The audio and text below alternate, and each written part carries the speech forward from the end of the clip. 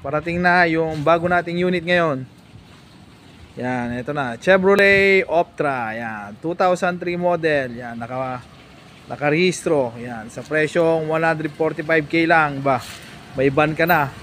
Ayaw ka pa ba? Tingnan natin sa loob mamaya. Yan, pagkagarahe. Oh, sariwa, nakarehistro, all working yan. Yan, napakaganda oh. White plate na rin. Goods na goods. Dalawa ang pintuan. Ano, bumubusin na pa. Dalawa yung pintuan yan. Isa, meron din sa kabila. Yan. Tara, pasok kayo para makita nyo.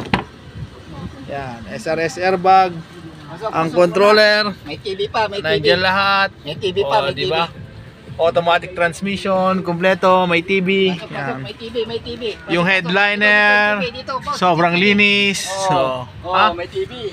first owner, nakarehistro. Yan. Ang issue, medyo yun, kulang na lamig yung aircon, pero papagawa natin bukas. Pero pwede na natin pag-usapan sa presyong 145 lang. Ba? Okay na okay ka na. All goods, nandito lahat. Yan. Diba? First owner, sobrang sariwa. Okay na okay. So, ayan. Paunahan na lang. 145k.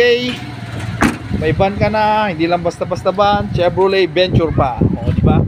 145, may Chevrolet ka na ban. So, ayun. Paunahan na.